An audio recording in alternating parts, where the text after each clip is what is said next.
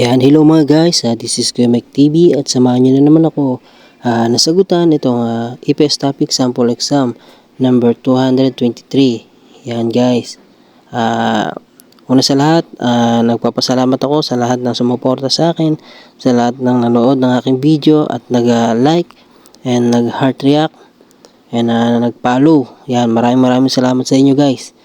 At ako'y ginaganaan mag-vlog lalo na't nakikita ko na sinusuportahan nyo ako. Yan, maraming salamat sa inyo guys. Ayan, simulan na natin guys. Yan, ang sabi ni Ga, tudo sa'yo. Yan, tudo sa'yo. In English guys ay have more. Yan, proceed tayo. Ang sabi ni Na, mani mogosoyo.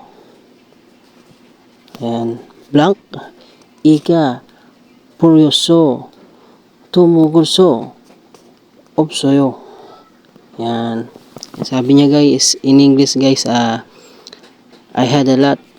I cannot eat anymore as my blank is full. Yan. Proceed tayo sa 4 choices. Si number 1, si B.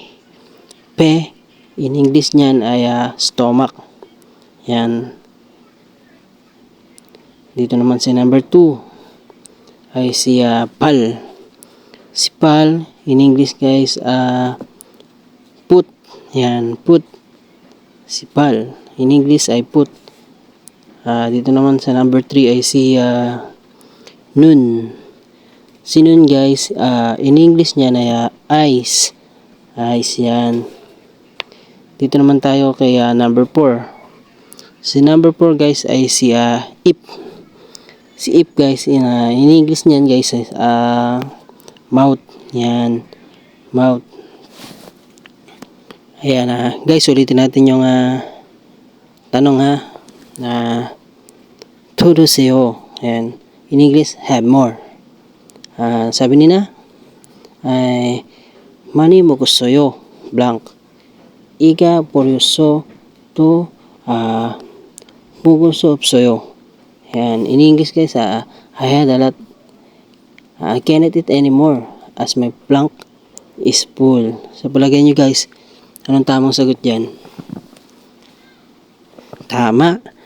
Ang tamang sagot dyan guys ay number 1. Yan, si P. In English ay stomach. Yan. Sama na natin yung sagot. Basahin ulit natin ang kasamang sagot guys para madali nyo ma-memorize. Ganito. Unahin natin sina. Mani bugusoyo. Pe, iga, puroso, tumuguso, opsoyo. In English guys, I had a lot. I cannot eat anymore as my stomach is full. Yan. Ito yung for special vocabs na kailangan nyo ma-memorize. Itong si B ay stomach. Itong si Bal ay si put. Itong si Nun ay si I. At ito namang si Ip ay si mouth. Yan. Ulit-ulitin nyo lang 3 beses. May memorize nyo rin yan. Ayan. Ang tamang sagot dyan guys ay number 1, si P.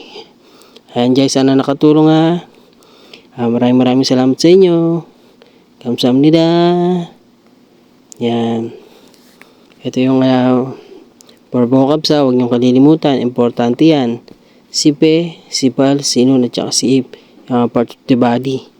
Yan, lumalabas talaga sa exam yan guys. Kaya, konting memorize.